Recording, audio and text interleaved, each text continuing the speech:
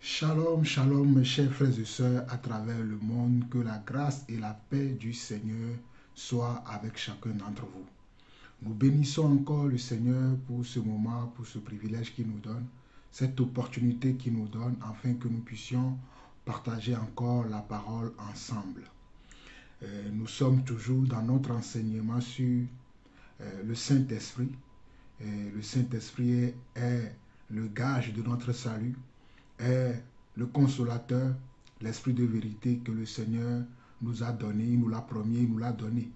Donc nous sommes en train de voir comment le Saint-Esprit agit dans l'Église et comment le Saint-Esprit agit dans la vie d'un enfant de Dieu. Donc nous allons poursuivre l'enseignement et avant de poursuivre, j'aimerais faire une petite correction en écoutant la deuxième partie de l'enseignement, le début de l'enseignement, lorsque je parlais du psaume 151. Et je pense que comme vous savez, des fois ma diction n'est pas un peu plus claire. Donc au lieu de dire psaume 51, j'ai dit psaume 151. Donc c'est dans le psaume 51 que notre prédécesseur David faisait, on va dire son mea culpa, sa repentance devant le trône de Dieu. Donc ce n'est pas le psaume 151, c'est le psaume 51. Peut-être vous n'avez pas fait attention à cela, mais comme moi-même je réécoute mes enseignements parce que cela m'édifie, en réécoutant, je me suis dit que peut-être certains vont croire que c'est le psaume 151 alors que c'est le psaume 51. C'est le psaume 51 dans lequel David se repent, dans lequel David demande à Dieu que Dieu lui renouvelle son Saint-Esprit. Et si nous avons le temps, peut-être aujourd'hui, nous allons un peu le voir, ce psaume aussi. Donc, soyez bénis, nous allons donner un mot de prière et nous allons continuer notre enseignement. Père éternel, Dieu de grâce, Dieu de paix, Dieu d'amour, nous voulons te dire merci encore. Merci encore pour ce jour nouveau que tu nous donnes. Merci encore pour ce moment de partage, ce moment d'enseignement, ce moment d'éducation, parce que tu es notre Père et tu veux nous éduquer afin que nous puissions te connaître, Papa. Père, nous nous préparons encore à écouter ta parole. Nous préparons nos cœurs, nous préparons nos pensées, nous préparons également nos sentiments et nos émotions afin que nous puissions te suivre, toi et toi seul, Papa. Éternel notre Dieu, viens nous éclairer. Viens nous montrer le chemin de la vérité. Viens nous montrer, Seigneur Dieu, tout ce dont tu nous as bénis avec ta parole et surtout avec ton esprit. Que nous puissions nous soumettre à ton esprit afin que ton esprit puisse faire ton œuvre en nous entièrement, Papa. Que toutes les parties de notre vie, que tout ce qu'il y a encore en nous qui ne glorifie pas ton nom puisse disparaître et que tout en nous puisse te glorifier, t'élever et t'adorer. Reçois la gloire, l'honneur, la puissance pour des siècles. Au nom de Jésus-Christ, nous avons ainsi prié. Amen. Amen. Alors, mes chers frères et sœurs, aujourd'hui, nous allons voir l'influence ou les effets de l'esprit dans la vie d'un enfant de Dieu. Dans la première partie de l'enseignement, nous avons vu la personnalité de l'esprit et dans la deuxième partie, nous avons vu les symboles de l'esprit. Et aujourd'hui, puisque nous avons déjà vu la personnalité de l'esprit et que nous avons également vu déjà on va dire, les comparaisons que la Bible fait avec les éléments de la nature, dont nous avons parlé du vent, nous avons parlé du feu, nous avons parlé de la pluie, nous avons parlé de l'animal colombe. Aujourd'hui, nous allons aborder les effets de l'esprit dans notre propre vie. Quand le Saint-Esprit vient dans la vie d'un enfant de Dieu, qu'est-ce qu'il fait concrètement dans la vie d'un enfant de Dieu? Quel est son rôle? Quel est son but? Et quelle est l'influence qu'il va mettre dans la vie d'un enfant de Dieu? Et cet enseignement du Saint-Esprit, j'en ai parlé plusieurs fois. Aujourd'hui, ou bien dans cette partie-là que je veux encore donner, c'est parce que nous avons parlé de la démonologie. Et j'aimerais que chacun d'entre nous, puisque nous avons des nouveaux frères et des nouvelles sœurs qui ne connaissent pas vraiment le Seigneur. C'est pour ça que je me suis dit, je vais donner encore un petit éclairage sur l'esprit, afin d'aider ceux-là aussi à comprendre que nous devons vivre par l'esprit, et que si nous vivons par l'esprit, nous accomplirons les œuvres du Seigneur. Donc aujourd'hui, le premier passage que nous allons voir dans cette troisième partie, à laquelle je donnerai le titre « L'influence de l'esprit » ou les effets de l'esprit dans la vie d'un enfant de Dieu, nous allons commencer par un premier passage qui se trouve dans 1 Corinthiens chapitre 3. 1 Corinthiens chapitre 3, le verset 16 à 17. Permettez-moi de prendre ma Bible. 1 Corinthiens 3. 1 Corinthiens 3. On va lire du verset 16 à 17 qui dit ceci. 1 Corinthiens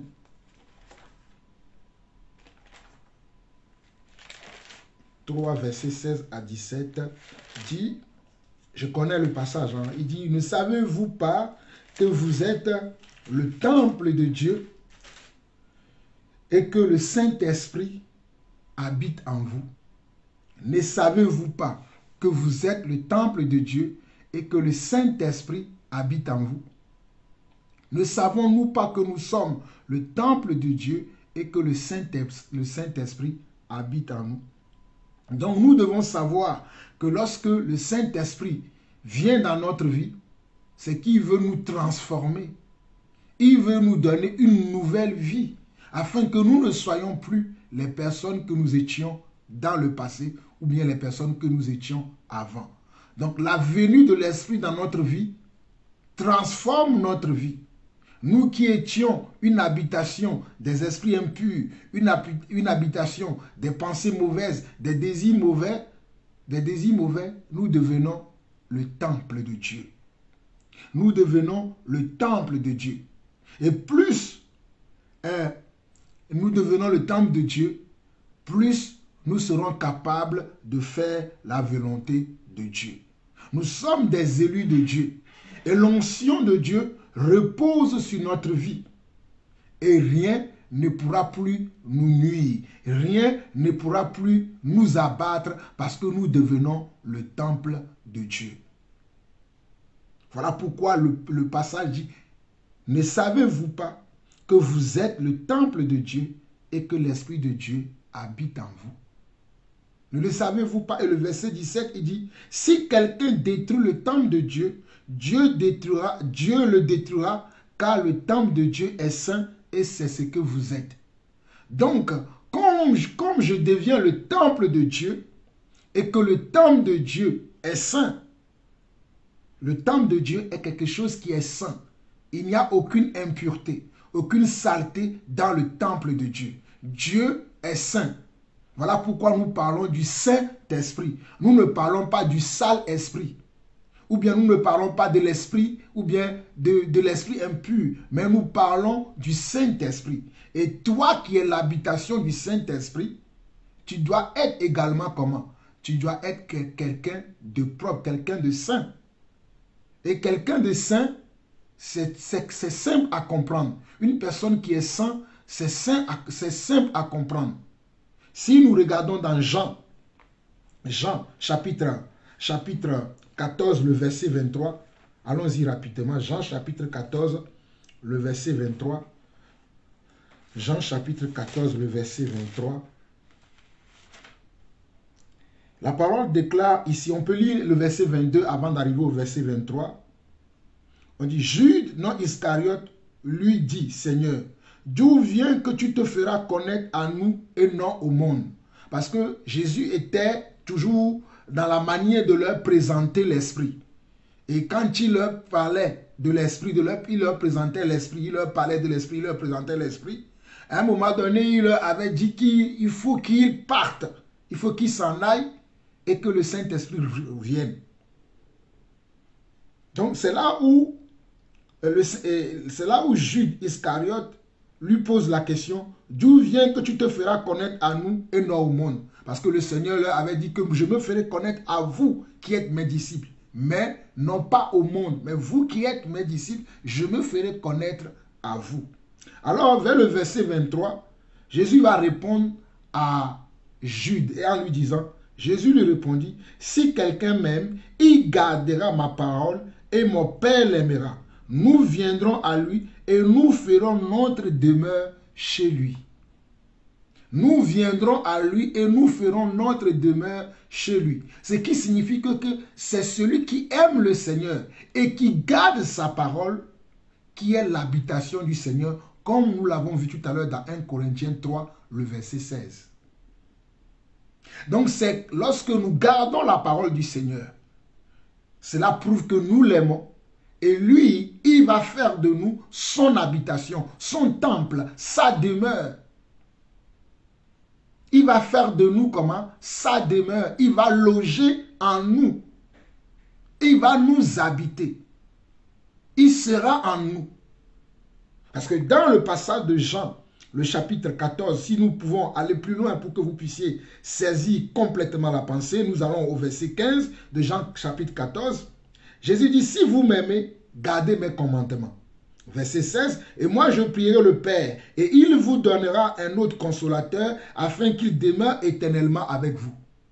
Donc si vous m'aimez, gardez mes commandements, et moi je vous donnerai un autre consolateur, afin qu'il demeure éternellement avec vous. Donc Dieu va demeurer à l'intérieur de nous au travers de l'Esprit. C'est ce que Jésus était en train d'expliquer aux disciples. Et il continue au verset 17, l'Esprit de vérité que le monde ne peut recevoir parce qu'il ne le voit point et ne le connaît point.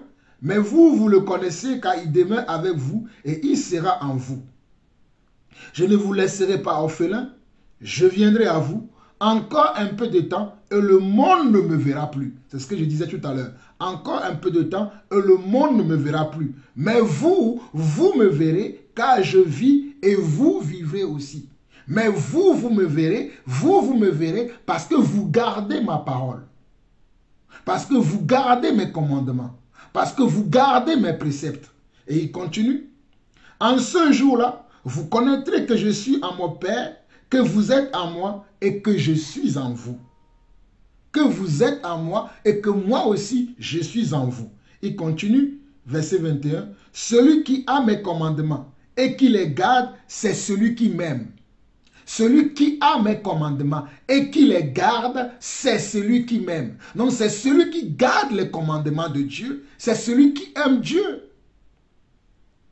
Si tu ne gardes pas la parole de Dieu, tu ne gardes pas les commandements de Dieu, tu ne gardes pas les préceptes de Dieu, tu ne gardes pas la parole de Dieu dans ton cœur, comment pourras-tu dire à Dieu que tu l'aimes? Voilà pourquoi Jésus lui-même, il dit au verset 21, celui qui a mes commandements, c'est-à-dire celui qui les connaît et qui les garde, c'est celui qui m'aime, et celui qui m'aime sera aimé de mon Père, et j'aimerai et je me ferai connaître à lui. Et je l'aimerai et je me ferai connaître à lui. Et je l'aimerai et je me ferai connaître à lui. Donc plus tu vas aimer le Seigneur, en gardant sa parole, en gardant son esprit, en demeurant dans son esprit, plus tu vas connaître le Seigneur. Plus tu vas avoir des révélations sur la personne du Seigneur. Plus tu vas connaître le cœur de Dieu parce que toi aussi, tu fais l'effort de l'aimer, de le connaître, d'être à sa disposition, de t'attacher à lui. Et il continue. Verset 22, c'est là où Jude va poser la question. Jude, non pas Iscariote, c'est-à-dire non pas Judas, lui dit, Seigneur, d'où vient que tu te feras connaître à nous et non au monde? Judas ne comprenait pas, il dit, que ce que tu dis, comment cela se fera-t-il? Tu ne vas pas te faire connaître au monde, mais à nous, tu vas te faire connaître. Comment tu le feras? De quelle manière tu vas le faire? Et Jésus lui répond, verset 23, Jésus lui répondit, si quelqu'un m'aime, il gardera ma parole. Il confirme encore, si quelqu'un m'aime, il gardera ma parole et mon Père l'aimera. Nous viendrons à lui et nous ferons notre demeure chez lui. Et nous ferons notre demeure chez lui. Donc nous sommes le temple de Dieu parce que nous aimons Dieu et Dieu a fait de nous sa demeure. Dieu a logé domicile chez nous. Mais pour que Dieu loge domicile chez toi, il va falloir d'abord que tu l'aimes. Il faut que tu aimes le Seigneur pour que le Seigneur puisse loger domicile chez toi. Pour que le Seigneur puisse faire de toi son bien-aimé et faire de toi, comment? Son temple.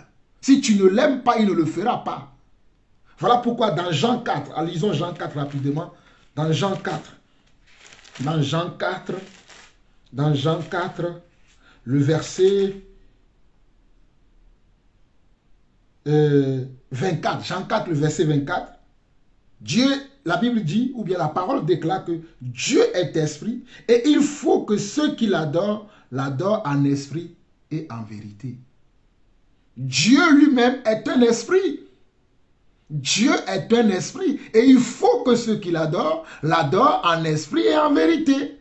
Faut pas que nous soyons des menteurs. Faut pas que nous soyons des usurpateurs. Faut pas que nous soyons des hypocrites. Faut pas que nous soyons des gens qui n'aiment pas Dieu mais qui font semblant que nous aimons Dieu. Alléluia. Parce que les effets de l'Esprit de Dieu dans notre vie fera que nous aurons l'amour de Dieu. Nous allons l'aimer. Alléluia. Nous allons l'aimer. Amen. Bon, on va voir encore un passage, 1 Pierre. Allons-y dans 1 Pierre chapitre 2. 1 Pierre chapitre 2. 1 Pierre chapitre 2. 1 Pierre chapitre 2. 1 Pierre chapitre 1, le verset 2 plutôt. 1 Pierre chapitre 1, le verset 2. Mais on va lire du verset 1 au verset 2 pour que vous puissiez comprendre. Regardez ce que l'apôtre Paul dit ici. Pierre, apôtre de Jésus-Christ, à ceux qui sont étrangers et dispersés dans le pont, dans la Galatie, la Cappadoce, l'Asie et la Bithynie, et qui sont élus selon la prescience de Dieu le Père, par la sanctification de l'Esprit. Regardez le verset 2. Et qui sont élus selon la prescience de Dieu le Père, par la sanctification de l'Esprit, afin qu'ils deviennent obéissants et qu'ils participent à l'aspersion du sang de Christ, que la grâce et la paix vous soient multipliées. Je ne sais pas si vous comprenez bien ce verset. Je relis encore. Pierre, apôtre de Jésus-Christ, à ceux qui sont étrangers et dispersés dans le pont, la Galatie, la Cappadoce, l'Asie et la Bithynie, et qui sont élus. Ils sont élus selon la prescience, c'est-à-dire selon la volonté de Dieu, selon le désir, le souhait de Dieu déjà, et le Père, par la sanctification de l'Esprit. Par la sanctification de l'Esprit. Donc le Saint-Esprit, quand il vient en nous, il nous sanctifie. Il nous sanctifie.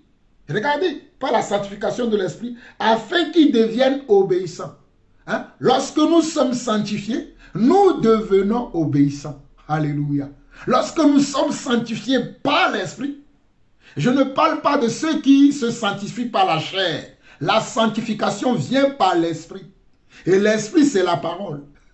C'est celui qui aime Dieu et qui garde sa parole. Alléluia. C'est celui qui aime Dieu et qui garde sa parole. Donc ce n'est pas la sanctification charnelle, mais c'est la sanctification spirituelle en gardant la parole de Dieu. Et quand tu le gardes, automatiquement tu deviens obéissant. Regardez. Afin qu'ils deviennent obéissants et qu'ils participent à l'aspersion du sang de Jésus-Christ, que la grâce et la paix vous soient multipliées. Donc la grâce et la paix seront multipliées dans ta vie. La grâce et la paix vont te suivre parce que tu es sanctifié par l'Esprit et que tu obéis au Seigneur. Donc le Saint-Esprit vient dans ta vie pour que tu sois sanctifié et pour que tu puisses obéir au Seigneur. Le Saint-Esprit ne vient pas dans ta vie pour que tu sois toujours la même personne que tu as été jadis. Que tu sois toujours la même personne que tu étais autrefois. Mais que tu sois une nouvelle personne. Voilà pourquoi la Bible dit dans 2 Corinthiens chapitre 5, le verset 17, que si quelqu'un est en Christ, il est une nouvelle créature. Les choses anciennes sont passées et toutes choses sont devenues nouvelles. Tu ne peux pas avoir le Saint-Esprit en toi et ne pas obéir au Seigneur. Et ne pas te soumettre au Seigneur. Et ne pas faire la volonté de Dieu. et ne pas marcher dans les plans de Dieu et vivre toujours dans le péché, vivre toujours dans le désordre, vivre toujours dans le chaos, vivre toujours dans l'impureté, dans le mensonge, vivre toujours dans le monde, dans les choses de ce monde. Non, tu ne peux pas dire que tu as le Saint-Esprit et que tu sois encore dans cet état. C'est impossible. Celui qui est le temple de Dieu est saint. Le temple de Dieu est saint. Voilà pourquoi dans 1 Corinthiens 3, le verset 17, il dit, si quelqu'un détruit le temple de Dieu, Dieu aussi le détruira. Alors mon frère, ma soeur, tu dois veiller sur le temple de Dieu que tu es. Tu ne peux pas te laisser aller à n'importe quoi, suivre n'importe qui, faire n'importe quoi, parce que Dieu te considère et toi aussi tu dois considérer Dieu. Toi aussi tu dois aimer Dieu. Toi aussi tu dois rendre à Dieu pareillement ce qu'il a fait dans ta vie. Tu dois être le bon berger de ta vie. Avant de vouloir diriger les autres, avant de vouloir connaître telle chose-là, dirige d'abord ta propre vie. Garde-toi sain. Ne te balade pas partout. Ne sois pas avec n'importe qui, n'importe où, n'importe comment. Garde-toi sain pour le Seigneur. C'est très important. Regardons 1 Thessaloniciens chapitre 4. 1 Thessaloniciens chapitre 4. Vous allez comprendre, mes chers frères et sœurs, ce que l'Esprit fait à l'intérieur de nous. 1 Thessaloniciens chapitre 4.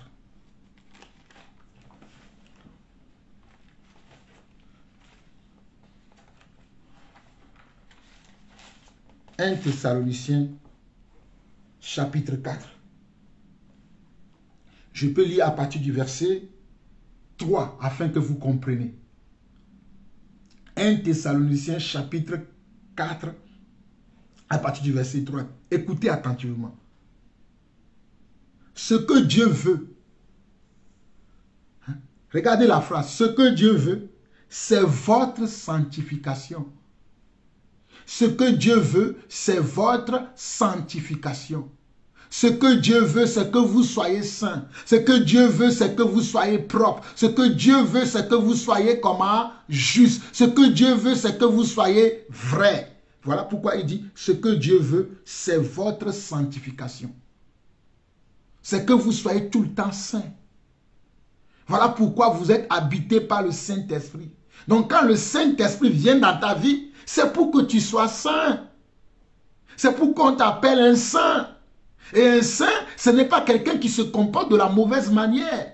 Ce n'est pas quelqu'un qui fait des choses qui sont contraires à la volonté de Dieu. Ce n'est pas quelqu'un qui vit dans le péché. Ce n'est pas quelqu'un qui vit dans le chaos, dans le désordre. Mais c'est quelqu'un qui honore. Oh, alléluia. Qui honore Dieu. Regardez, ce que Dieu veut, c'est votre sanctification. C'est que vous vous absteniez de la débauche et que chacun de vous sache posséder son corps dans la sainteté et l'honnêteté. Voilà l'œuvre de l'Esprit dans la vie d'un enfant de Dieu. Oh, alléluia! Regardez ce que Dieu veut. C'est que chacun de vous sache posséder son corps. Tu dois savoir posséder ton corps parce que c'est avec le corps que nous péchons. Je ne peux pas aller pécher avec le corps de quelqu'un d'autre. Je ne peux pas, moi là, aller pécher avec le corps d'un voisin ni d'une voisine, à moins que je sois un sorcier. Mais un enfant naturel, né de nouveau, né de Dieu, doit savoir comment posséder son corps. Parce que c'est avec ton corps que tu peux aller pécher. C'est avec ton corps que tu vas faire des choses que Dieu n'aime pas. C'est avec ton corps que tu vas tromper, tu vas mentir. Tu vas aller forniquer, tu vas aller voler, tu vas aller jalouser, tu vas aller envier. Tu vas être dans les commérages, tu vas être dans les choses que Dieu n'aime pas. Voilà pourquoi l'Esprit te dit, il faut que tu saches comment tu dois posséder ton corps. Dans la pratique de ce verset, il y a des endroits que tu sais que tu ne peux plus transporter ton corps à aller dans ces endroits-là. Puisque ton corps est maintenant le véhicule de l'Esprit. Alléluia. Ton corps est maintenant le véhicule du Saint-Esprit. Donc tu ne pourras plus permettre à ton corps de se rendre à certains endroits. Et de faire certaines choses. Alléluia. Puisque ton corps est le temple de Dieu, ton corps est la demeure de Dieu, ton corps est l'habitation de Dieu. Voilà pourquoi le verset dit dans la suite, verset 4, c'est que chacun de vous sache posséder son corps dans la sainteté et l'honnêteté. Sans vous livrer, regardez, sans vous livrer à une convoitise passionnée, comme font les païens qui ne connaissent pas Dieu. Sans vous livrer à une convoitise passionnée. Sans vous livrer à une convoitise passionnée, comme font les païens. Ce sont les païens qui se livrent à une convoitise passionnée. Ils sont tellement dans les passions. Quand je vois le monde aujourd'hui, et d'ailleurs je vois certains enfants de Dieu, oui, je suis passionné, j'aime ceci, j'aime ceci. Moi, je suis passionné de la parole. Je suis passionné de Yeshua Mashiach. Je suis passionné de l'esprit. Vous le voyez, alléluia, quand je parle, quand j'enseigne. Regardez. Sans vous livrer à une convoitise passionnée, comme font les païens qui ne connaissent pas Dieu. Donc c'est ceux qui ne connaissent pas Dieu, qui se livrent à des passions infâmes, qui se livrent à des choses qui n'ont rien à voir avec la sainteté, avec la sanctification, avec la vérité, avec la justice de Dieu, avec la parole ou la manière de faire de Dieu. Verset 6. C'est que personne n'use envers son frère de fraude et de cupidité dans les affaires. C'est que nul, oh alléluia, c'est que nul n'use envers son frère de cupidité dans les affaires, parce que le Seigneur tire vengeance de toutes ces choses, comme nous l'avons déjà attesté. Nous ne devons pas avoir de cupidité dans les affaires envers nos frères et sœurs. Tu te dis enfant de Dieu, tu te dis serviteur de Dieu ou servante de Dieu, ou servante du Seigneur, servante de l'église, servante dans l'église. Mais c'est toi qui uses de cupidité dans les affaires. C'est toi qui vas demander à un frère, prête-moi de l'argent et tu ne rembourses pas. C'est toi qui vas voir un frère, viens faire les travaux chez moi à la maison, le frère vient travailler chez toi et tu ne payes pas. Alors que le frère, lui, il a une entreprise de travaux. Si tu veux que le frère t'aide sans que tu ne payes, dès le départ, il faut tout expliquer au frère. Frère, je n'ai pas les moyens de te payer. Est-ce que tu pourras venir m'aider, travailler chez moi ou bien me faire telle chose? Peut-être, si tu auras besoin d'être payé à 100 €, moi je te paierai que 20 €. Parce que je ne pourrai pas. Il faut d'abord parler avec le frère. Non, tu n'as pas parlé. Tu as dit au frère, viens faire les travaux chez moi. Le frère te fait un devis. Il fait les travaux. Maintenant pour payer. Non, mon frère, pourquoi tu me demandes de te payer? Nous sommes frères, non? Mais vous êtes frères, mais vous êtes là dans les affaires. Chaque chose a sa part. Hein, chaque chose a son temps. Mettons chaque chose à sa place. Le frère peut t'aider, la soeur peut t'aider. Mais avant, dès le commencement, demande. Voilà pourquoi la Bible dit, demandez et l'on vous donnera. Cherchez et vous trouverez. Frappez et l'on vous ouvrira. Dès le départ, expose ton cas. Dis la vérité. Ne sois pas hypocrite. Tu sais très bien que tu ne vas pas payer le frère. Tu ne vas pas payer la sœur. Mais tu demandes ses services. Tu demandes qu'il t'aide. Tu sais très bien que tu ne vas pas rendre ce que tu as demandé au frère ou à la sœur. Mais tu as quand même demandé. Mais tu es un menteur. Tu n'as pas le Saint-Esprit. Ok? Verset 7. Verset 7. Car Dieu ne nous a pas appelés à l'impureté, mais à la sanctification. Regardez bien. À 1 Thessaloniciens 4, verset 7. Car Dieu ne nous a pas appelés à l'impureté, mais à la sanctification. Mes chers frères et sœurs, Dieu ne nous a pas appelés à l'impureté, mais il nous a appelés à la sanctification. Et la sanctification concerne tous les domaines de notre vie. Ce n'est pas que le moment où tu chantes des cantiques, mais c'est le moment aussi où tu es avec tes frères et sœurs, où tu parles avec tes frères et sœurs, où tu partages, où tu es en communion avec tes frères et sœurs, avec ta famille. Quand tu es dans le monde, quand tu es dans ton lieu de travail, Comment est-ce que tu te comportes dans ton lieu de travail? Il y a des enfants de Dieu qui sont comme des anges à l'église, mais quand ils sont dans le monde, allez voir comment ils parlent. Allez voir comment, dans les conversations qu'ils tiennent. Dieu ne nous a pas appelés à l'impureté, mais il nous a appelés à la sanctification. Et ce, tous les jours de notre vie. Tous les jours de ta vie doit être une vie saine, une vie sainte, une vie qui plaise à Dieu. Puisque Dieu ne nous a pas appelés à l'impureté. Voilà un enfant de Dieu que tu vas voir dans les commérages. Hein? Dans les insultes, dans les injures. Et d'ailleurs, des injures comment? Grossières. Des injures grossières. Mais tu te dis comment? Enfant de Dieu. Mon frère, ma soeur, je te confirme aujourd'hui, selon ce passage de 1 Thessaloniciens 4, verset 7, que Dieu ne nous a pas appelés comment? À l'impureté, mais il nous a appelés à la sanctification. Nous devons être saints. Alléluia. Et le verset 8 où nous allons nous arrêter dans ce passage dit, celui qui rejette ses préceptes ne rejette pas un homme, mais Dieu qui vous a aussi donné son Saint-Esprit. Celui qui rejette tout ce dont je viens d'expliquer là, ne rejette pas Dieu, mais il ne rejette pas un homme, mais il rejette un Dieu. Il rejette notre Dieu.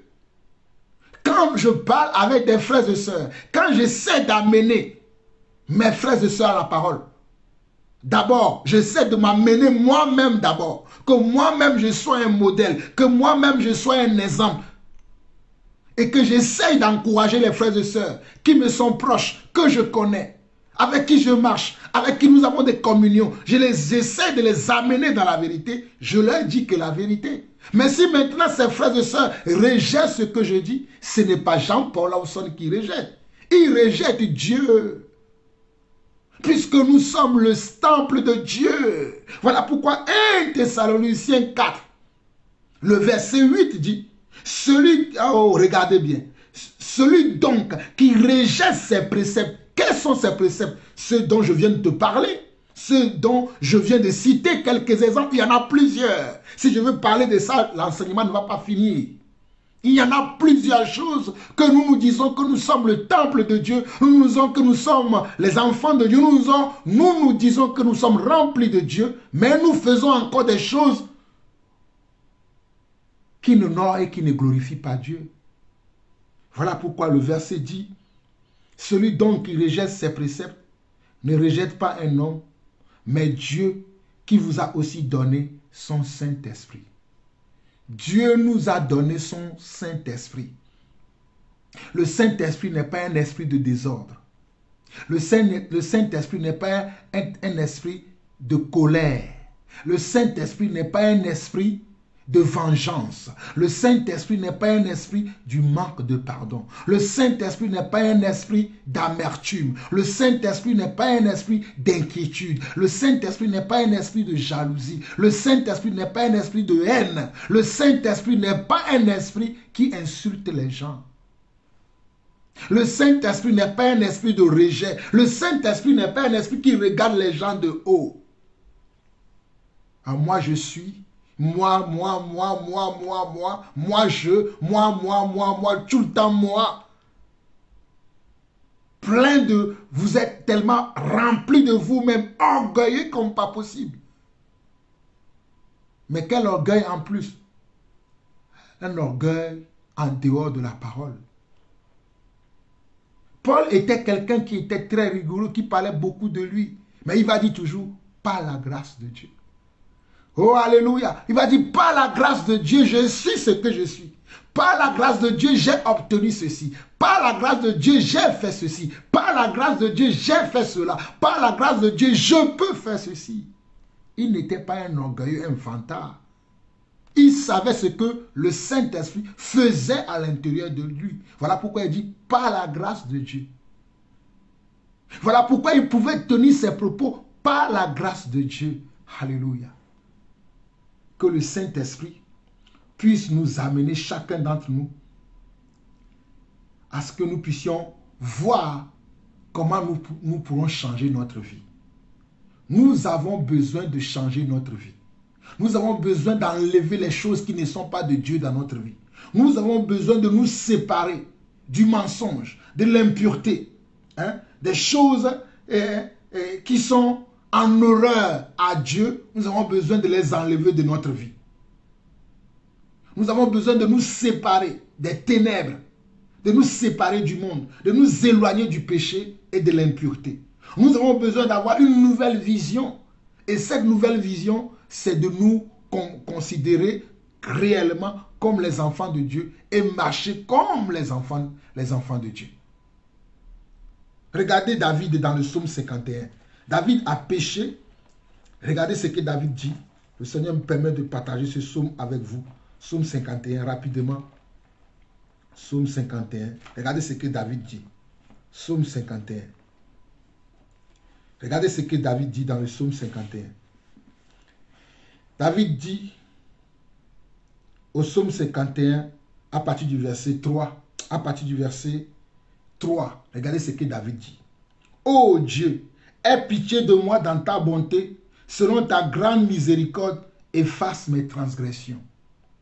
Lave-moi complètement de mon iniquité et purifie-moi de mon péché. Car je reconnais mes transgressions et mon péché est constamment devant moi. J'ai péché contre toi seul et j'ai fait ce qui est mal à tes yeux, en sorte que tu seras juste dans ta sentence, sans reproche dans ton jugement. Voici, je suis né dans l'iniquité et ma mère m'a conçu dans le péché. Mais tu veux que la vérité soit au fond du cœur. Mais toi, Seigneur, tu veux que la vérité soit comment? Au fond du cœur. Tu veux que la vérité soit au fond du cœur. Fais donc pénétrer la sagesse au-dedans de moi. Fais donc pénétrer ta sagesse au-dedans de moi, afin que j'aie de la vérité dans mon cœur et que je puisse fuir le péché, l'iniquité, et que ma vie puisse te ressembler. Voilà ce que David veut dire. Voilà quelqu'un qui est conscient qu'il est comment le temple de Dieu et qu'il ne veut pas aller en dehors de Dieu. Il ne veut pas faire les choses que Dieu n'aime pas, mais il veut demeurer dans les choses de Dieu. Il veut rester avec Dieu. Donc, quand il sent qu'il a fait telle chose, quand il sent que tel comportement, telle attitude, telle habitude qu'il a ne peut pas plaire à Dieu, il se repent. Et il cherche l'aide chez son Seigneur. Voilà pourquoi David dit au verset 8 de Psaume 51, mais tu veux que la vérité soit au fond du cœur. Fais donc pénétrer la sagesse au-dedans de moi. Purifie-moi avec l'hysope et je serai pur. Lave-moi et je serai plus blanc que la neige.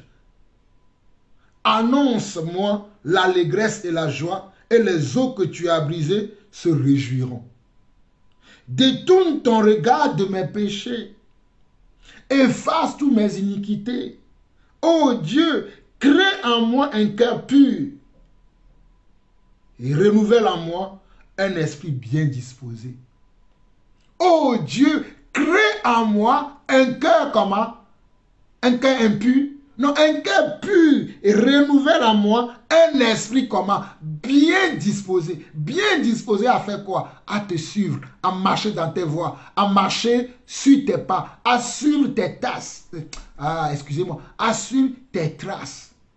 L'esprit bien disposé me permettra de marcher dans les voies du Seigneur. L'esprit bien disposé me permettra de marcher comment? Sur les pas du Seigneur. L'esprit bien disposé me permettra de faire comme le Seigneur.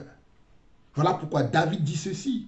Verset 13, il dit, ne me rejette pas loin de ta face.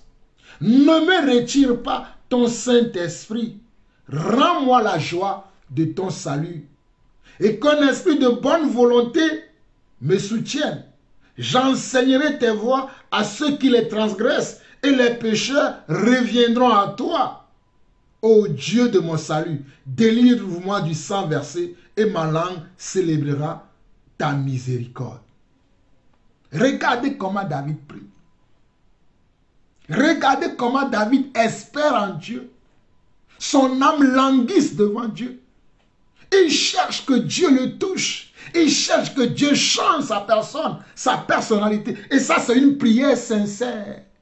Ce n'est pas juste des mots sur les bouts de lèvres, mais c'est une prière qui vient du fond du cœur de David. Parce que lorsque David faisait cette prière-là, David avait péché contre Dieu. David avait convoité une femme. Quelle était cette femme? C'était la femme de son comment? De son serviteur Uri. Betsabée. Il a convoité. Il a couché avec elle. La femme est devenue même enceinte. Et David a prémédité, ah, le monde saura que j'ai fait ça. Il envoie son mari au front et son mari est tué. Voilà pourquoi David voit, il sent que, ah, il a commis quelque chose qui n'est pas bon. Alors un enfant de Dieu véritable ne vit pas dans le péché. Il peut t'arriver de tomber parce que tu n'as pas veillé. Parce que tu n'as pas veillé, comme nous avons vu dans 1 Thessaloniciens chapitre 4, que nous devons savoir comment tenir notre corps dans la volonté de Dieu. Nous devons savoir comment tenir notre corps. David n'a pas su tenir son corps. Il a été au mauvais endroit, au mauvais moment. Il s'est retrouvé à sa fenêtre. Et quand il était à sa fenêtre, il a regardé une femme toute nue qui prenait son bain. Et ça, il a convoité. La convoitise comment? A créé comment? A créé comment? Une envie dans son cœur. Cette envie va le pousser maintenant comment? À commettre un péché. Je reviens rapidement sur 1 Thessaloniciens chapitre 4 afin que vous compreniez. Oh, je bénis le Seigneur pour ce qu'il fait. Le Seigneur nous enseigne. Il veut que nous comprenions le rôle de l'esprit dans notre vie. 1 Thessaloniciens chapitre 4 où nous étions tout à l'heure, nous allons revenir rapidement pour que vous puissiez comprendre ce que le Seigneur veut faire. C'est très important. Nous devons savoir posséder notre corps. C'est très important. Tout part de là. Si tu ne sais pas posséder ton corps, mon frère, tu es perdu. Si tu ne sais pas comment posséder ton corps, comment diriger ta vie, comment guider ta vie, dans quelle direction tu dois mener ta vie, mon frère, tu vas souffrir.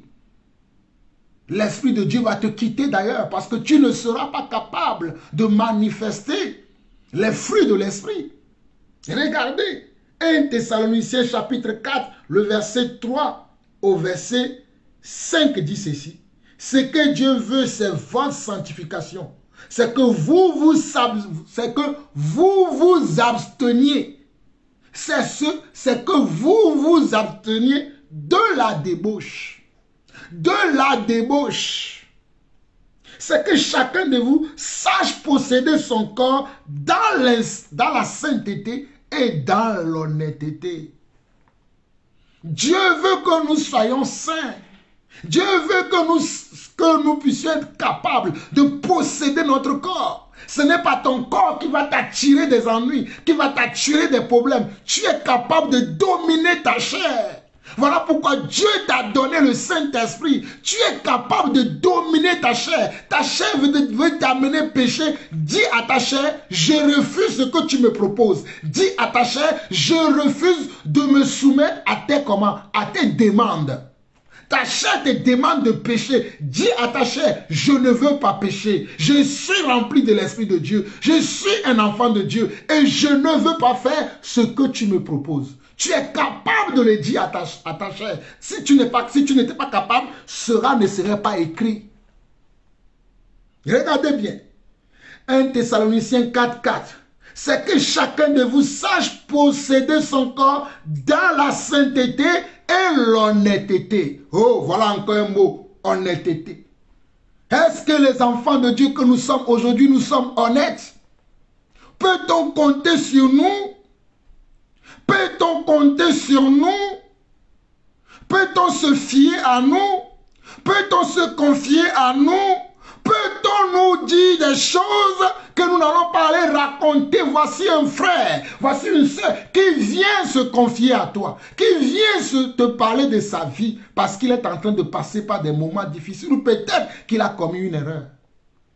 Au lieu de prier pour ton frère, de prier pour ta soeur, voici toi maintenant qui commence le commérage. Tu appelles un autre frère. Hé, tu sais ce que le frère un tel a fait, tu sais ce que la sœur un tel a fait, elle qui se croit tout connu, elle qui pense qu'il sait tout, qui connaît tout. Et regardez, et c'est comme ça que les enfants de Dieu se comportent aujourd'hui de nos jours. C'est lamentable, c'est pitoyable. La suite du passage de 1 Thessaloniciens 4 dit 5.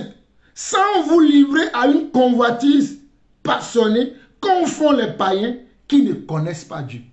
Les gens se livrent à des passions aujourd'hui. Comment un chrétien peut être passionné des choses du monde? Ça, c'est quelque chose que je ne comprends pas. Comment un disciple, oh, Shairobora, moi, Jean-Paul Anson, je vais être passionné des choses du monde. Ma passion, c'est l'écriture. J'aime l'écriture. J'aime méditer la parole de Dieu. J'aime savoir qu'est-ce que Dieu a dit dans la parole. Et j'aime l'appliquer à ma vie. Même si des fois, j'ai des difficultés. Même si des fois, c'est dur pour moi. Mais c'est ce que j'aime. C'est ce que j'aime. Vous voulez que je vais aimer. J'aime la parole de Dieu. J'aime. Oh, Bandara. Itere imasondoroya ikaramro sei ramaya raharia. Seigneur, sois béni pour ton amour dont tu m'as rempli, Seigneur. Seigneur, sois élevé pour ton amour dont tu m'as rempli, Seigneur. Seigneur, sois magnifié, Seigneur Dieu, pour tes œuvres en moi, Seigneur. Moi qui suis qu'un pauvre pécheur, à qui tu as fait grâce, à qui tu as fait sortir, oh Seigneur Dieu, du péché, tu as fait sortir du trou, Seigneur Dieu. Je veux, papa, faire ta volonté en toutes choses. Voilà pourquoi je me confie à toi encore. Éloigne de mon cœur la fausseté. Éloigne de mes lèvres la fausseté. Éloigne de mes pensées la fausseté. Éloigne de mes émotions la fausseté. Éloigne de mes sentiments tout ce qui ne glorifie pas ton nom. Car moi, je veux être, Seigneur Dieu, ce que toi tu dis que je suis. Et je vais accomplir ce que tu as préparé pour moi. Vous êtes là à vous pavaner avec tout le monde, à prendre votre corps qui est le temple de Dieu, à prendre votre corps qui est la demeure de Dieu pour aller à des endroits qu'il ne faut pas, pour dire des choses qu'il ne faut pas, pour participer à des choses qu'il ne faut pas. Hey, moi Jean-Paul Anson, never, jamais je ferai ces choses. Je sais en qui j'ai cru. Je sais en qui j'ai cru et je sais ce que la parole dit à propos de comment je dois me comporter. Aujourd'hui, parle à un frère, dis-lui tu ne peux pas faire ceci. Oh, quel est ce Dieu qui m'empêche tout le temps ceci, tout le temps cela, tout le temps ceci, ne fais pas ci, ne fais pas ça. Mais regardez, 1 Thessaloniciens 4, verset 5 au verset 8.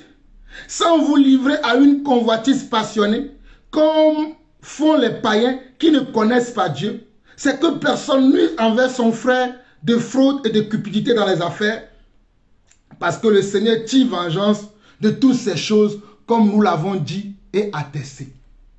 Ceux qui font ces choses-là, ceux qui marchent dans l'iniquité, ceux qui font les choses qui ne plaisent pas, que Dieu n'aime pas là, n'oubliez pas, Dieu tire vengeance de ces choses. Dieu tire vengeance de ces choses. Dieu tire vengeance de ces choses. Vous qui vivez dans la fornication, vous qui vivez comment dans la fornication, vous qui vivez dans l'impureté, vous qui vivez dans le mensonge, vous qui vivez dans la haine, vous qui vivez dans la colère, vous qui vivez dans le comment, vous qui vivez dans les commérages.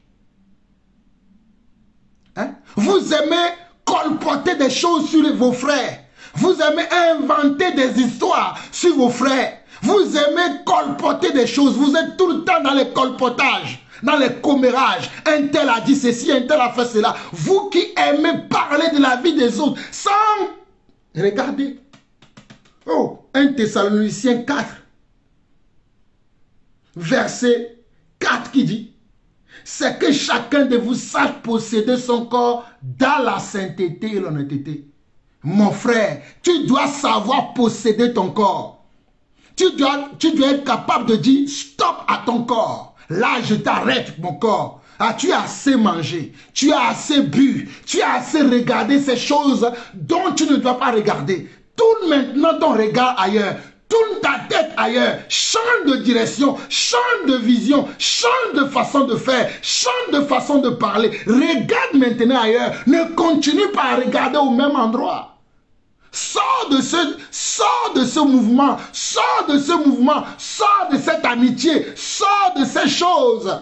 Sortez de ces choses. Je vous en supplie, mes chers frères et sœurs à travers le monde. Sortez de ces choses. La colère de Dieu va venir. La colère de Dieu va venir. Sortons des choses qui ne glorifient pas le Seigneur. Regardez. Oh, alléluia. 1 Thessaloniciens 4, verset 6. C'est que personne n'use envers son frère de fraude et de cupidité dans les affaires, parce que le Seigneur tire vengeance de toutes ces choses, comme nous vous l'avons dit et attesté. Nous vous avons dit et attesté que le Seigneur tirera vengeance de ceux qui vivent comment? De ceux qui vivent dans le désordre, de ceux qui vivent dans le chaos, de ceux qui vivent dans les impuretés, de ceux qui vivent dans l'iniquité, de ceux qui vivent dans la colère, dans le non-pardon, dans la haine, dans l'envie, dans les colpotages, dans les choses insensées, dans les choses qui n'ont rien à voir avec le Seigneur. Dieu tirera vengeance de ces choses. Il y a une chose que quand je vois les enfants de Dieu aujourd'hui, c'est que notre Dieu, c'est un Dieu qui parfois, peut-être là, il voit tout. Mais c'est comme s'il ne voyait rien. Il entend tout. C'est comme s'il n'entend rien. Il sait tout. Mais c'est comme s'il n'a aucune connaissance. Il sait tout. Mais parfois, c'est comme s'il n'a aucune connaissance. C'est comme s'il ne voit rien. Vous savez pourquoi? Parce qu'il sait que le dernier mot lui revient. Parce qu'il sait que le dernier mot lui revient. Vous savez, lorsqu'on, oh alléluia, lorsqu'on martyrisait les chrétiens, hein, les premiers chrétiens, les premiers disciples, lorsqu'on les martyrisait, vous savez que pensez-vous que le Seigneur ne voyait pas qu'ils étaient martyrisés? Le Seigneur voyait qu'ils étaient martyrisés, qu'ils étaient persécutés. Lisez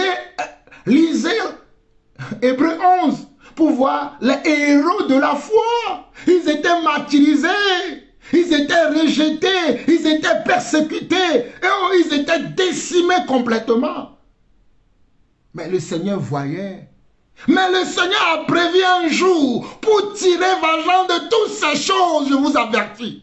Le Seigneur a prévu un jour. Le Seigneur a prévu un jour. On appelle ça le jour de vengeance du Seigneur. Le jour là. Ce jour-là sera terrible. Ce jour-là sera terrible. Ce jour-là sera terrible. Alors mon frère, alors ma soeur, ne continue pas à demeurer dans le péché. Ne continue pas à forniquer. Ne continue pas à vivre dans les choses qui ne glorifient pas Dieu. Ne continue pas à mentir. Ne continue pas à tricher. Ne continue pas à être infidèle à Dieu. Ne continue pas à être infidèle dans la parole. Ne continue pas.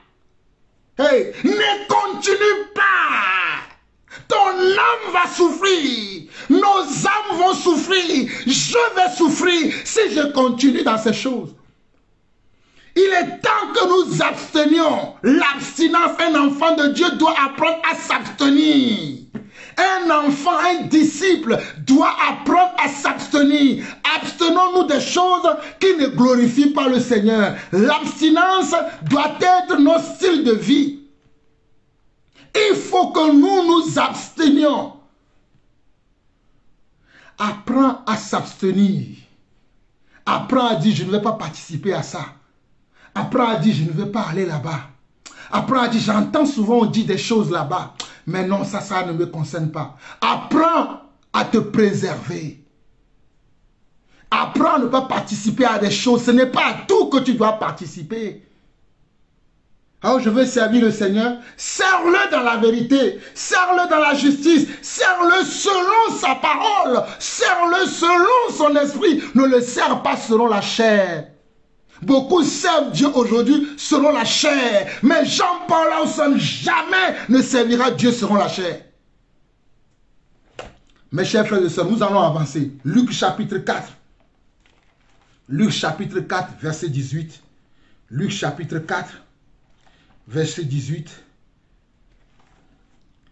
Luc chapitre 4, verset 18 dit ceci.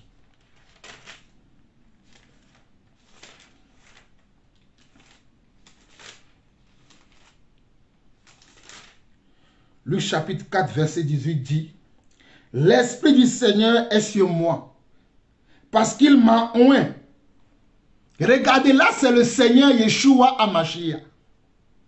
C'est le Seigneur Jésus-Christ qui dit, « L'Esprit du Seigneur est sur moi. » L'Esprit du Seigneur est sur moi. Et toi aussi, tu confesses que tu as le Saint-Esprit. Ou du moins, que l'Esprit du Seigneur est sur toi. Mais que fais-tu avec cet esprit? Viens voir ce que Jésus fait avec l'Esprit de Dieu. Regardez. L'Esprit du Seigneur est sur moi parce qu'il m'a oint pour annoncer une bonne nouvelle aux pauvres. Pour annoncer une bonne nouvelle aux pauvres. Donc celui qui est oint d'esprit annonce des bonnes nouvelles. Alléluia. Il annonce des bonnes nouvelles. Il fait des bonnes choses. Il ne fait pas des choses mauvaises. Il n'a pas une vie mauvaise parce qu'il est oint. L'onction t'amène à faire de bonnes choses. L'onction ne t'amène pas à frauder. L'onction ne t'amène pas à voler. L'onction ne t'amène pas à tricher. L'onction ne t'amène pas à convoiter. L'onction, oh, Shairabra, Iterabro Zairamaya, Ikamandro Isenderema, Mondro Ikaramaya Shenarabaraba, Isataribro Zeikoroba. L'onction que nous avons reçue, cette onction nous amène à prêcher la bonne nouvelle, à sortir les gens du péché, à sortir les gens du chaos, à les amener des ténèbres à la lumière de Dieu. Voilà ce que l'onction de Dieu fait. Voilà ce que le Saint-Esprit fait. Voilà ce que le Saint-Esprit fait. Quel esprit avez-vous reçu? L'esprit de maman ou le Saint-Esprit? Regardez Jésus. Nous étions au verset 18, le Luc chapitre 4, où le Seigneur dit, l'Esprit du Seigneur est sur moi, parce qu'il m'a oint pour annoncer une bonne nouvelle aux pauvres. Il m'a envoyé pour guérir ceux qui ont le cœur brisé.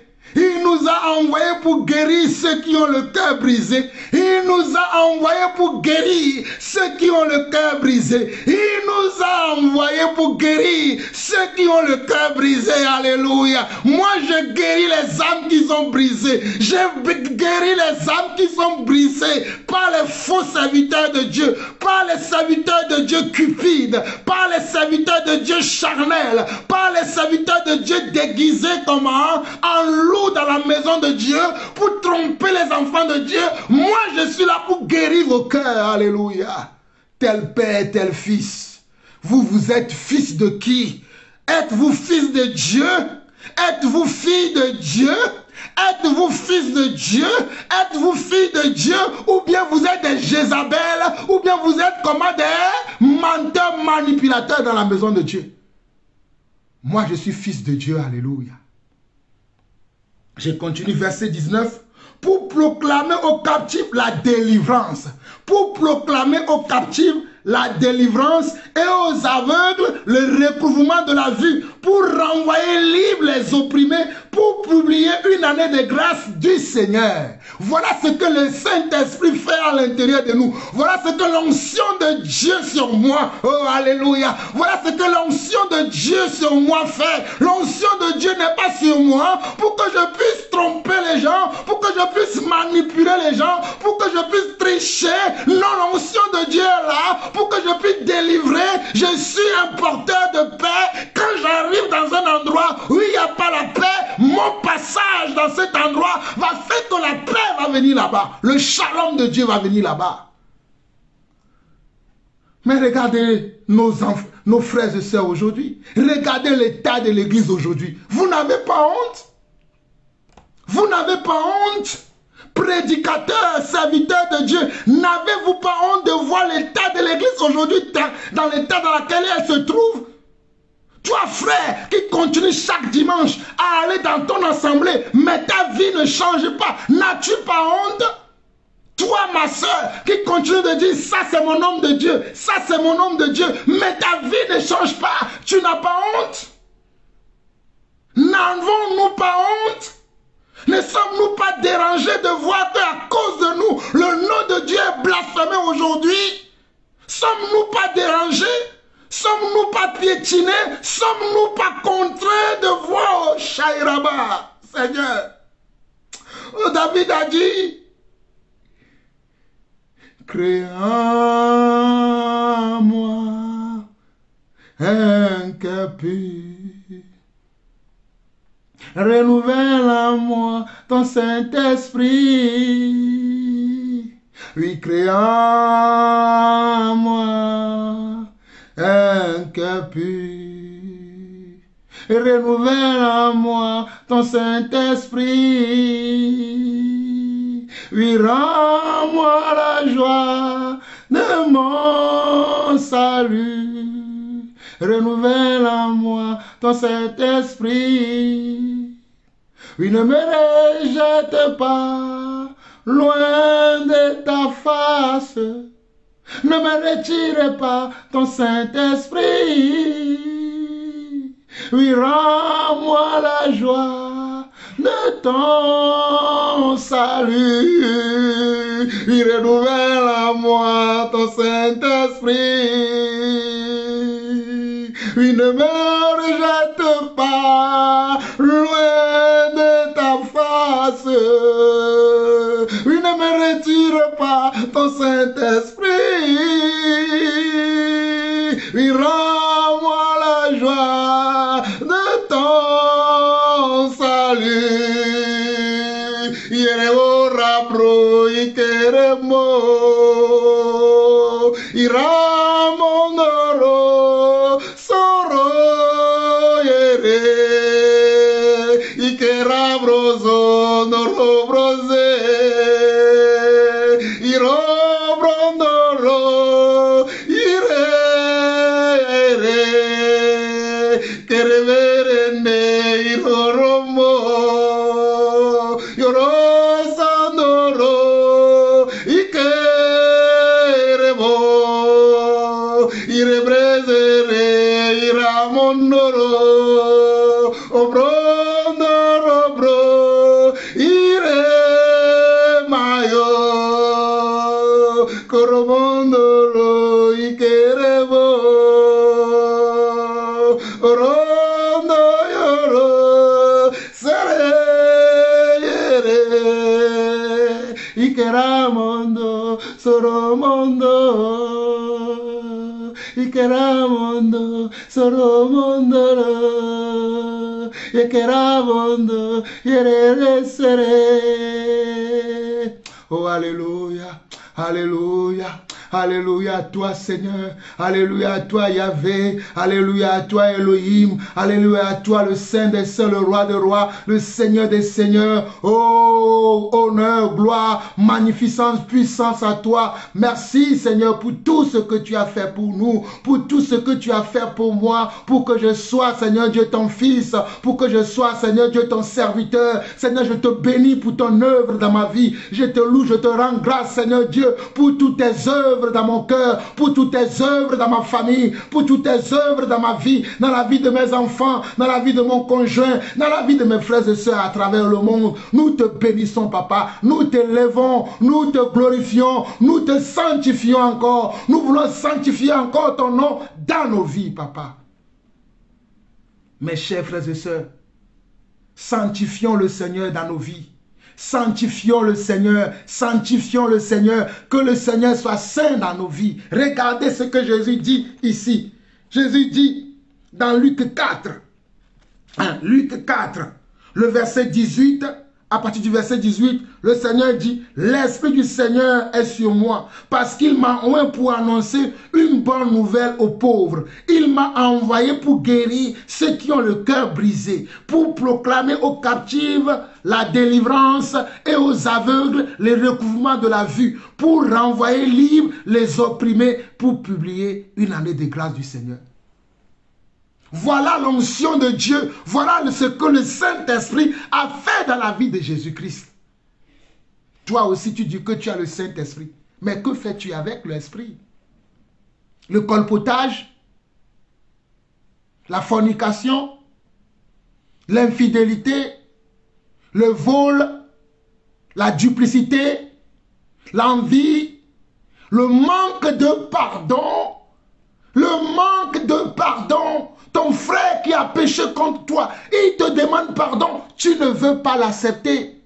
Ta soeur qui a péché contre toi, ton fils, ta fille, ta mère, tu ne veux pas accepter leur pardon. Oh, ce que le frère là m'a fait, ce que la soeur là m'a fait, ce que mon père m'a fait, ce que ma mère m'a fait, ce que mon voisin, ma voisine m'a fait, je n'oublierai jamais, je ne pardonnerai jamais. Et comment veux-tu que Dieu te pardonne toi?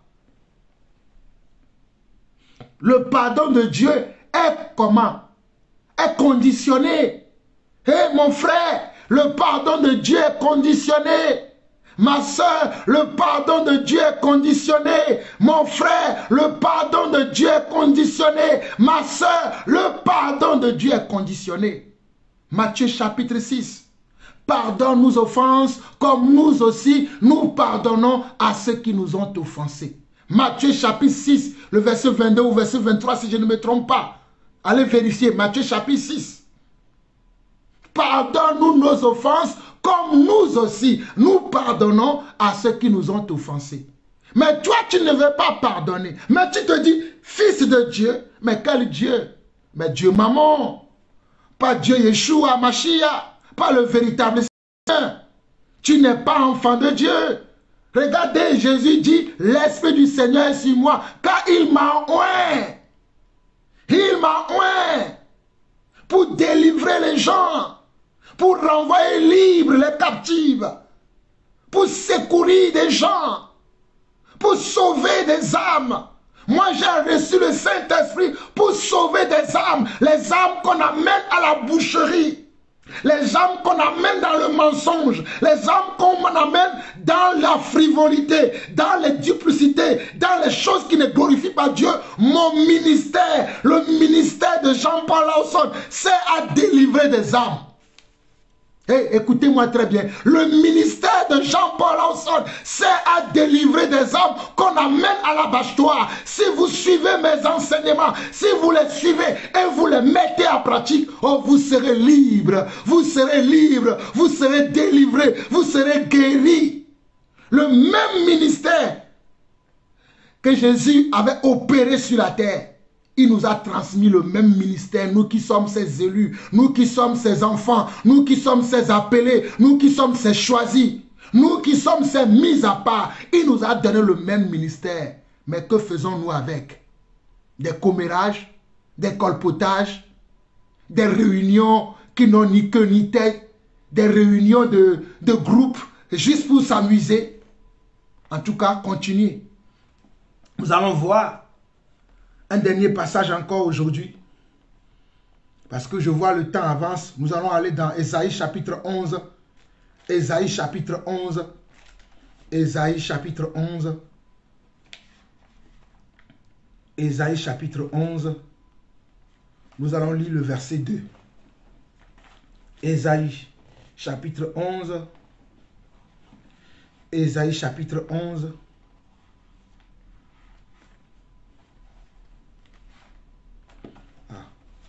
J'ai dépassé. Ésaïe chapitre 11. Voilà. Ésaïe chapitre 11. Lisons à partir du verset 1 déjà, pour que vous puissiez mieux comprendre. Regardez, Ésaïe chapitre 11 à partir du verset 1 qui dit: Puis un rameau sortira du tronc d'Isaïe. Puis un rameau sortira du tronc d'Isaïe. Et un rejeton naîtra de ses racines. C'est-à-dire, du tronc d'Isaïe veut dire de la descendance d'Isaïe. De la descendance d'Isaïe. Et Isaïe était le père de qui? Isaïe était le père de David. Nous continuons. Et un rejeton naîtra de ses racines. L'Esprit de l'Éternel reposera sur lui. L'Esprit de l'Éternel reposera sur lui. L'Esprit de l'Éternel reposera sur lui. L'Esprit de l'Éternel. Voici Voilà, voici les esprits, les 7 esprits qui sont comment? Qui sont dans le Saint-Esprit. Les 7 esprits là, qui sont dans le Saint-Esprit là, on dit l'Esprit de l'Éternel. Il y a aussi l'Esprit de l'Éternel. L'Esprit de l'Éternel fait partie, est dans le Saint-Esprit. L'Esprit de l'Éternel est dans le Saint-Esprit. L'Esprit de Dieu est dans le Saint-Esprit. Alors quelqu'un qui a le Saint-Esprit a le Saint-Esprit sur lui, a Dieu sur lui. Je lis encore le verset 2. L'Esprit de l'Éternel reposera sur lui. La descendante d'Isaïe là, hein, de qui va sortir une racine là. Et on dit quoi? Ici on nous parle du Seigneur Jésus. Hein, et on dit, l'Esprit de l'Éternel sera sur lui. Donc si toi aussi tu as le Saint-Esprit, l'Esprit de l'Éternel est sur toi. Regardez le deuxième esprit. Esprit de sagesse. Esprit de sagesse. L'esprit de sagesse, deuxième esprit. L'esprit est d'intelligence, troisième esprit. Esprit de conseil et de force. Esprit de conseil, quatrième. Esprit de force, 5. Mes chers frères et sœurs, aimons la parole de Dieu. La parole de Dieu regorge des vérités qui vont nous transformer, qui vont faire de nous des enfants de Dieu véritables. Regardez, l'Esprit de l'Éternel, l'Esprit de sagesse, l'Esprit d'intelligence, l'Esprit de conseil, l'Esprit de force, l'Esprit de connaissance et de crainte de l'Éternel. Voici les 7 esprits qui sont cachés dans le Saint-Esprit. J'en parlais dans la deuxième partie. Voici les 7 esprits qui sont cachés dans le Saint-Esprit. Voilà pourquoi, mon frère, tu dois chérir l'Esprit de Dieu que tu as reçu. Tu dois aimer l'Esprit de Dieu que tu as reçu. Parce que c'est un esprit de l'Éternel. L'Éternel lui-même vient te couvrir. Regardez, le Seigneur lui-même vient te couvrir comme ça. Il reposera sur lui, c'est ça. L'Esprit de l'Éternel repose sur toi comme ça. Comme j'ai reposé ma Bible sur ma tête là, l'Esprit de l'Éternel repose sur toi. En plus de l'Esprit de l'Éternel, tu as l'Esprit de sagesse. Tu es quelqu'un qui est sage.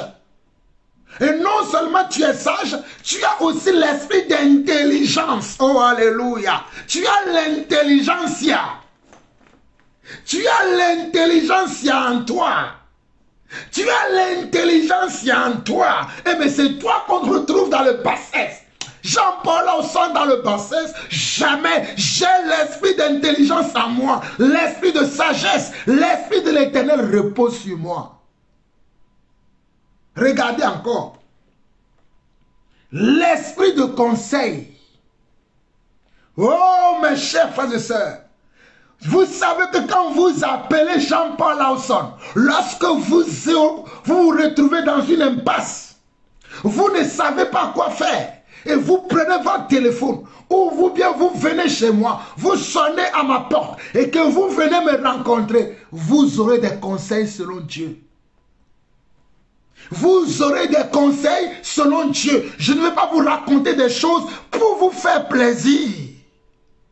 Je ne vais pas vous dire des choses qui sont charnelles, qui n'ont rien à voir avec l'Esprit de Dieu. Mais je vais vous révéler le cœur de Dieu par le counseling, disent les Anglais, par les conseils. Par les conseils que je vais vous prodiguer, je vais vous révéler le cœur de Dieu, la volonté de Dieu. Regardez ensuite, esprit de comment? Esprit de force. Regardez comment je prêche avec force. Je ne suis pas quelqu'un de timide, quelqu'un de peureux. Je suis quelqu'un rempli de force parce que c'est le sang, parce que je suis rempli de l'Esprit de Dieu. L'Esprit de Dieu est en moi. Je suis rempli de force. Je suis rempli de zèle pour l'œuvre de Dieu. Je suis rempli de zèle pour l'œuvre de Dieu. Je suis rempli, je suis zélé du royaume de Dieu. Je suis zélé du royaume de Dieu. Pas un peureux. Pas un peureux. Pas quelqu'un qui cherche ses mots, mais c'est quelqu'un qui sait en qui il a cru. Esprit de quoi encore? Esprit de connaissance. Esprit de connaissance. Esprit de connaissance. Esprit de connaissance. Regardez comment j'ai une connaissance de Dieu. Je ne sais pas tout. Je ne prétends pas savoir ou bien connaître tout. Mais le minimum que Dieu m'a donné, oh alléluia, je connais sa volonté. Je connais ses volontés. Je connais ses desseins. Voilà pourquoi la Bible dit dans Osée 4, 6. Oh, mon peuple périt.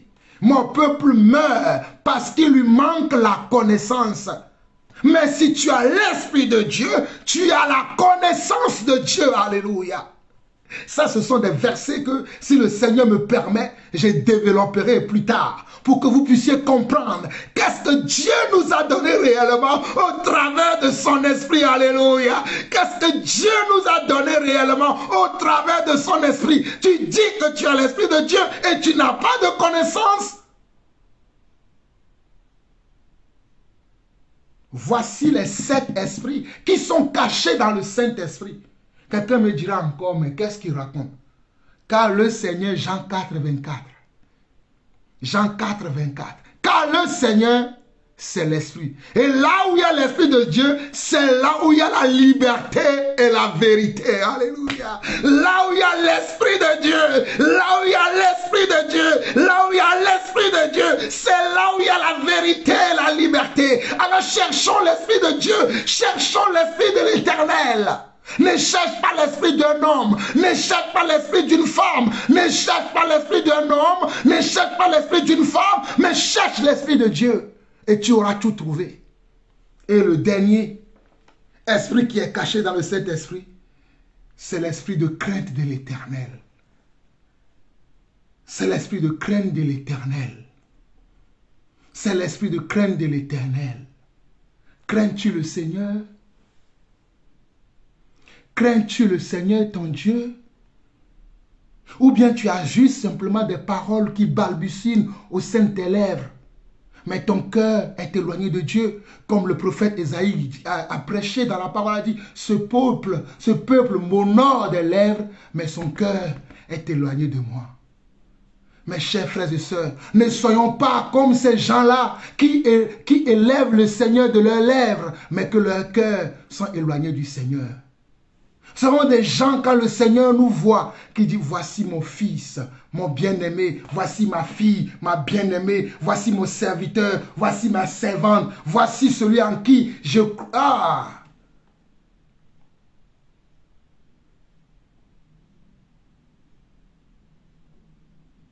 Si la sagesse de Dieu, l'intelligence de Dieu, la connaissance de Dieu est en toi,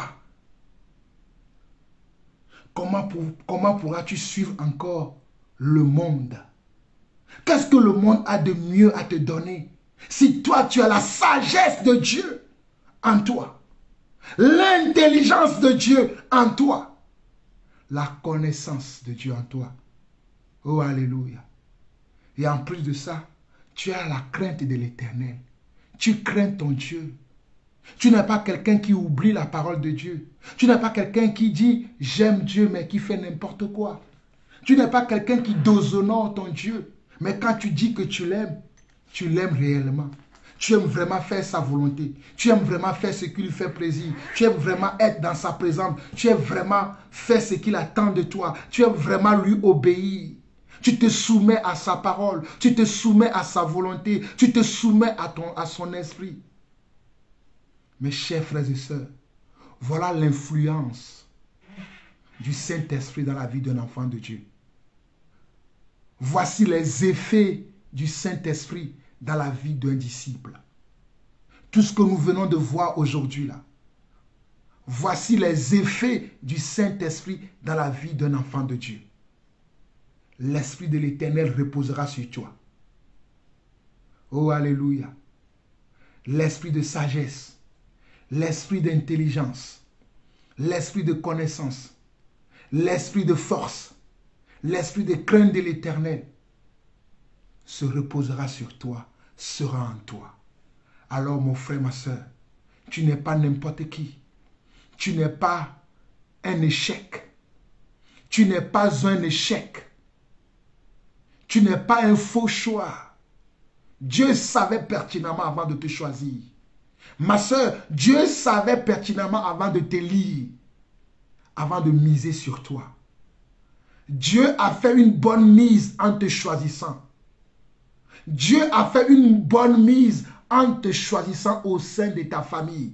Écoute-moi très bien mon frère, écoute-moi très bien ma soeur. Dieu ne s'est pas trompé en te choisissant. Dieu ne fait jamais de mauvais choix. Dieu sait ce qu'il fait. Il a misé sur toi. Il a misé sur toi. Il a misé sur toi. Il a misé sur nous. Allons, honorons le Seigneur. Glorifions-le. Faisons de lui le maître de notre vie.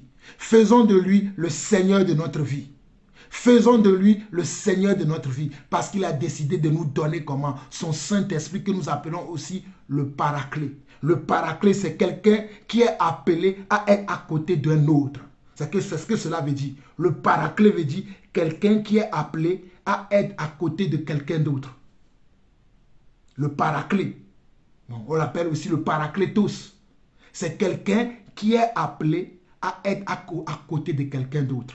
Tu as quelqu'un qui est à côté de toi pour te soutenir, pour te faire avancer, pour te conduire dans la certitude et dans l'assurance.